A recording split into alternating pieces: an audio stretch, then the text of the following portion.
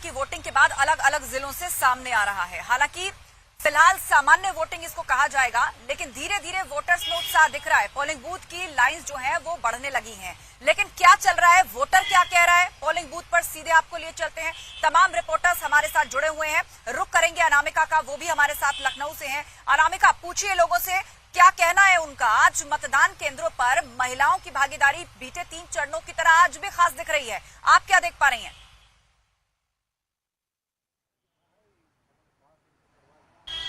देखिए, अगर लखनऊ की बात करें तो लखनऊ में वैसे भी शहरी वोटर ज्यादा है। 9 सीटों में से 8 सीटों पर बीजेपी का कब्जा था 2017 के चुनाव में, और वैसे भी लहर चाहे जिसकी भी हो, लखनऊ में हमेशा से बीजेपी का ग्राफ बढ़ता हमने देखा है। हालांकि इस बार जो सीटें हैं वो बदल दी गई हैं, मुकाबला कुछ सीटों पर बेहद दिलचस्प हो गया है।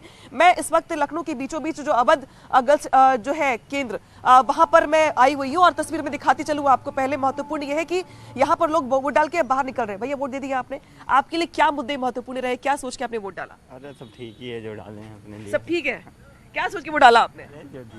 तो देखिए, सबके अलग अलग मुद्दे हैं, लेकिन इन शख्स के अलग अलग एक कहानी है। इनकी कह रहे सब ठीक है, सब ठीक है, बस वोट डाल दिया, डालना था। कुछ ऐसे भी लोग आपको आमतौर पर मिलेंगे वोटर्स जो बहुत कुछ सोचते भी नहीं है वोट डालने से पहले। हालांकि एक फैमिली हमारे पास आ रही है यहाँ बात करने के लिए। दरअसल मैं बता दूं आपको आस्था कि ये ऐसा केंद्र है जो अपने आप में बहुत ही संवेदनशील और हाई प्रोफाइल है, क्योंकि कुछ ब्यूरोक्रेट्स यहाँ पर वोट डालने के। भैया, वोट डाल दिया आपने? क्या सोच के वोट डाला आपने? क्या मुद्दे क्या रहे आपके लिए, आधार क्या रहा वोट डालने का? अरे सर, क्या बताएं, हम डाल दिया बस। डाल दिया बस जी। क्या सोच के डाल दिया बस? क्योंकि भाई नेताजी विकास करेंगे, कुछ काम वाम करेंगे, कुछ बेहतर करेंगे लखनऊ के लिए। बिल्कुल सर, करेंगे। जब जीतेंगे तो जरूर, सरकार बन जाएगी तो जरूर करेंगे। सरकार बन जाएगी तो जरूर करेंगे जी। भरोसा है? भरोसा तो सरकार के कामकाज को लेकर क्या कहेंगे? कुछ बेहतर काम हुआ है बीजेपी सरकार में? जो हुआ सब अच्छा ही हुआ सर, क्या सब अच्छा ही बताएं। हुआ है। जी। चलिए ठीक है, ये जो महिला है इनसे भी बात करेंगे हम। आप बताइए मैडम, आपने वोट दे दिया है, क्या सोच के, किन आधार पर वोट दिया आपने? आप बताइए भाई साहब, आपने समझाया इनको कि वोट कैसे डालना है और किसको वोट देना? नहीं मैम, हमने नहीं समझाया इनको कुछ। आपने नहीं समझाया, उन्होंने अपने मन से वोट दिया है। वोट दिया। आपने क्या सोच के वोट दिया, क्या मुद्दे रहे? विकास वोट दिया है। विकास पर वोट दिया। जी। ठीक है, तो ये इन्होंने विकास पर वोट दिया है। हालांकि कुछ लोग अब वोट डाल के बाहर निकल रहे हैं, थोड़ी स्पीड स्लो दिखाई देती है। तो लोग बाहर आ रहे हैं, अपने मुद्दे बता रहे हैं, और कुछ लोग जो हैं वो शाय हैं, वो नहीं कह रहे। कुछ नौजवान पीढ़ी है जो फटाफट वोट डालती है और एकदम से वहां से निकल गई। आपने बातचीत की कोशिश की, आप बने रहिए हमारे साथ। रुख करेंगे उमेश का, जो कि रायबरेली से हमारे साथ जुड़े हैं। रायबरेली में लोग क्या कह रहे हैं उमेश, उनसे बातचीत कीजिए।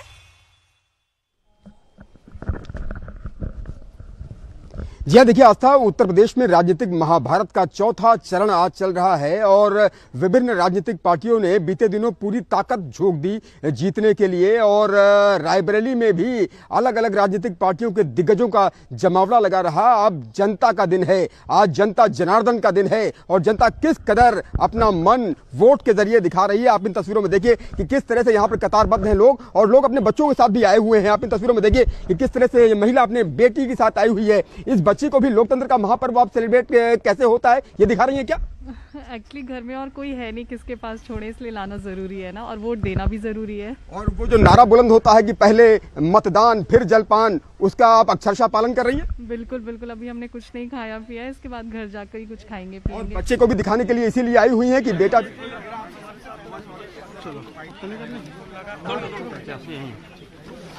भैया आज संग में आ जाइए। देखेंगी तो सीखेंगी कि मतदान करना कितना जरूरी है।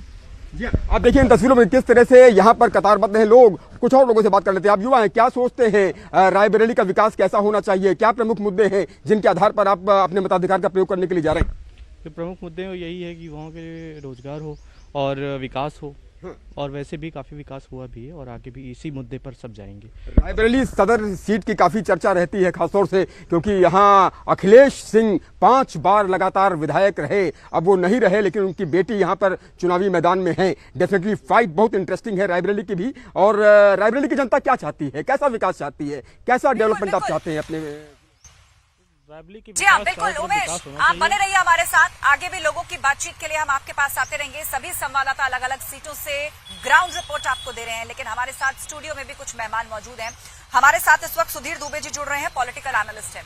सुधीर जी, ये बताइए कि इस बार जिन सीटों पर मतदान चल रहा है वहां पर दलित वोटर्स जो हैं वो इस बार काफी महत्वपूर्ण भूमिका में हैं, और न्यूज 18 को दिए गए इंटरव्यू में अमित शाह ने यह कह दिया कि मुस्लिम जो है इस बार मायावती के साथ जा रहा है।